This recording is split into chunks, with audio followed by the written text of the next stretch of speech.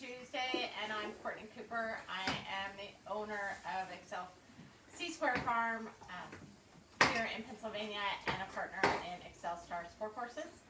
And today we are talking about when you come and look at a horse, both as a buyer and a seller, some things you should keep in mind and some things that you might not have thought of and moving forward. So, before we have anybody come to the farm, before I forget, please let us know where you're calling from or watching from, and let us know if you have any questions, because this is going to be a real interactive one, and we'd love to hear if you have any questions. The first things I usually do when I'm expecting a client is that we'll have the sale horse on the cross ties. Now, we're usually fortunate enough that we have multiple sale horses that we can show to a client, and so we'll have the first one all ready to go, and he's groomed and brushed and his feet are polished. It's like a first date, and you want to make a good impression. So what we try to do is have them cleaned up. We are fine for our clients to come in and brush them or even tack them themselves, but we do like to have the horses prepared to be seen so they don't have stains on them and no straw. Any questions yet? Not yet. Not yet. Okay, so this is Excel Star Guidon's Cavalier, and Paige is coming to see us. So Paige is on her way in, and so if she were coming in, I'm going to do this a little bit from the buyer's perspective and the seller's perspective. So as I'm coming in and I'm Paige, I'm looking and I'm making sure that if there's a horse on cross ties, I'd like to see what its demeanor is. Is he, pawing? Has he got his ears forward? Does he have his ears back? Is he paying attention to what's going on in the barn? We have a pretty busy barn in that we have 2 mares and foals in the corners that you might be able to see. And so a lot of times the horses will actually get very distracted on cross ties. So it's nice to see that this young horse is obviously young. So from a buyer's perspective, or a seller's perspective, when Paige comes in, I'll say, this is Excel Star Guidon's Cavalier, and he's a 4-year-old Irish horse that we imported about a month ago. And I'll give her the breeding on the horse. He is by Guidon Jr. out of a Cavalier Royale mare. Don't know if that means anything to you, but I can tell you more if you'd like.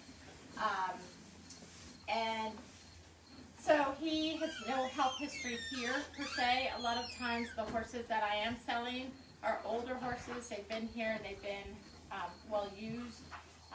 And so I'll tell you a little bit about the medical history of the horse if you're interested. All of our horses are sold with all of their records. The owners provide all of their records. If it's an older horse, if it's a young horse like this, then we're going to provide all of the x-rays and information on the horse. So we go over a little bit of that, and then I like reinstating or hearing what Paige is looking for. So Paige, in a perfect world, tell me what your ideal horse is. In a perfect world, I am looking for a horse that has some experience at the novice training level. I'm an eventer, a hopeful eventer. I have a lot of experience riding one horse and not a lot of experience riding lots of different types of horses. So somebody who's going to know that they can do the job, and they can sometimes mess up and they can take a joke. Right. And is also ready to take on the game with me and is forward and is ready to go. I don't like to be scared, but I'm ready for something with a little bit more personality than my current horse, who is big personality in the barn, small personality under saddle. What else? I don't care much about breeding, although I'm a little bit of a nerd, so I'd love to learn about it, figure it out. Big bone horse is my favorite, but I'm up for anything. And other than that, I don't really care. Just looking for a good personality match. So really trying to see what I jive with and what I like to ride. So we're lucky today that we have 4 horses to show Paige, and so we'll go through this process with each and every one of them so she can look at them. And then, because she's alone and doesn't have a trainer, one thing she might want to do is look at the horse's legs and the horse's feet.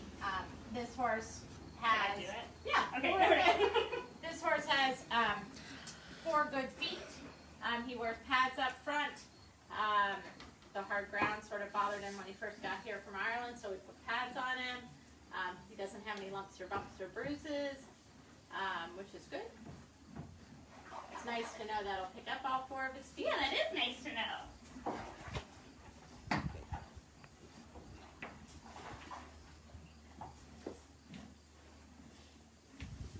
The other thing you want to, oh, do we have a question? Yes, from Chloe Abijay. She says, hi, watching from Maryland. Tigger says, hi, buying 2 horses from you was such an easy experience, and I'd absolutely do it again. Super. Well, we hope you don't have to for a while. Tigger does the job for you for a long time. But one of the things that you want to do also is just get a feel of the environment. A lot of times, people feel like dealers or agents, which is how I would be characterized because I sell about 50 horses a year, 50, 60 horses a year.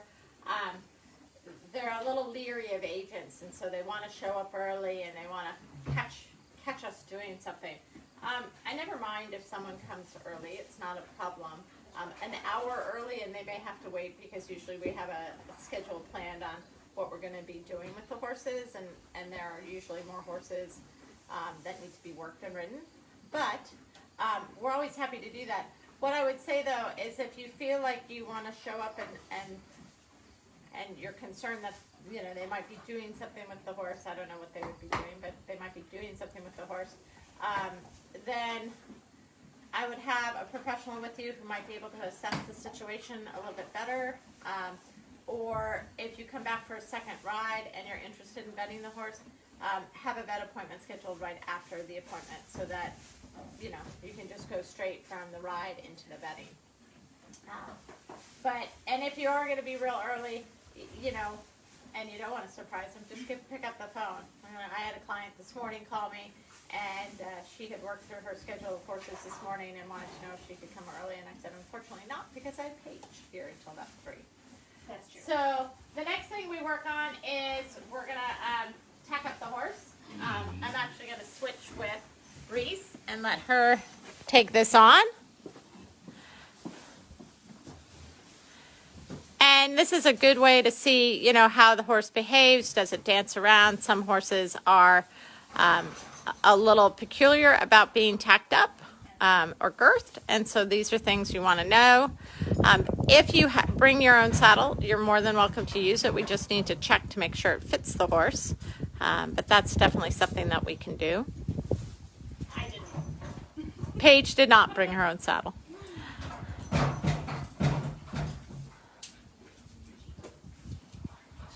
The other thing is you can sort of talk about, you know, the horse's record. This horse has done a couple schooling shows over in Ireland. He's cross-country schooled, and he's actually getting prepared to do the young event horse class this weekend. If he doesn't get sold, we have a couple people looking at him. So we'll see about that. You also, as a buyer, may want to ask at this point, you know, what's the horse's turnout schedule? Has he been out at night? Is he out with a friend? This particular horse actually hasn't been going out because he banged his leg, and so we were trying to get his leg to come down, and we didn't want him to be in a situation where he had unsupervised exercise. So he actually has been in a stall for a couple of weeks and just trying to sort out his leg. He just banged it. And now everything looks good, and actually he'll probably get turned out today, as a matter of fact. But didn't want to do that right before Paige showed up because I didn't want him to pull off his shoes. It's been kind of wet here and muddy. So that's one thing you can do. You can also ask, you know, if they're on any supplements or any different feedstuffs. You know, those are all questions you'd ask also at the end if you liked a horse. One thing you could also ask about is if you were to do a pre-purchase, would there be medical records? Obviously with me there are always medical records, but some people have some and some people don't. And what you do on a pre-purchase. For example, here in this country, if I'm pre-purchasing a horse that's in work and is sound, I'll do a lameness exam, a written exam, a neurologic exam, and then I might take feet and hock x-rays just to have a baseline. When I'm importing a horse from Ireland or overseas, I take quite a few x-rays. I do feet and fetlock, hind fetlocks, hocks, stifles, and their back, just because I don't want to be concerned about anything showing up after the fact. So you can see he is tacked up and ready to go. So the next part of the process is that we will take him outside, and I will hop on him and ride him in all 3 gaits.